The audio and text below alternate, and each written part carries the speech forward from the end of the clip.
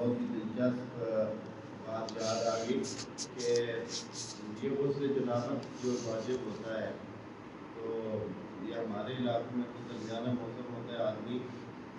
پانی مناسب گرم ہو تو کر لیتے ہیں، نہیں تو ٹھنڈے کے ساتھ ہی بعض جماعت کرتے رہتے ہیں، غسل کر لیتے ہیں۔ لیکن بعض ایسے علاقے ہیں جہاں گرمیوں میں بھی ہاتھ پانی میں ڈالنا مشکل ہوتا ہے، ہاتھ ہی ڈالنا مشکل ہوتا ہے، چہ جائے کہ بندہ جسم کو ڈالے۔ تو کسی نے پوچھا کہ بھائی آپ کیا کرتے ہیں اس علاقے میں؟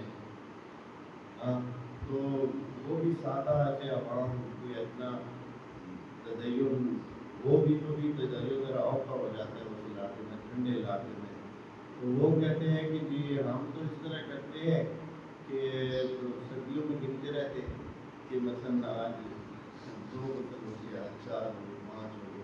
پوری سردیاں غسل گنتے رہتے، اور سردیوں کے آخر میں جب گرمی آتی ہے تو ایک جا کر سارے غسل کر لیتے ہیں۔ ہمارے تو اور حل ہے ہی نہیں۔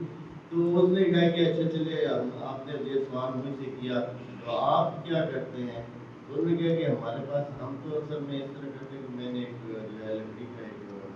پٹی بھی رکھی ہوئی ہے، تو میں اس کے اوپر جو ہے نا وہ لگا دیتا ہوں کہ مثلاً میرے پاس گننے کے بھی یاد نہیں رہتا ہے، تو وہ پٹی کے اوپر میں لکھ دیتا ہوں کہ 1، پھر اگر دوسرا غسل 2 غسل ہو گئے، 3 ہو گئے، 5 ہو گئے، 10 ہو گئے، 11 ہو گئے، وہ پٹی کے اوپر لائنیں ساری لگی رہتی ہیں۔ اور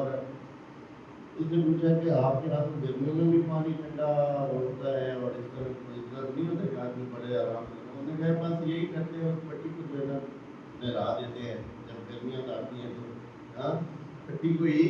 نہلا دیتے ہیں، اگر غسل کی نیت کر کے پٹی کو ہی نہلا دیتے ہیں جس کے اوپر لائٹ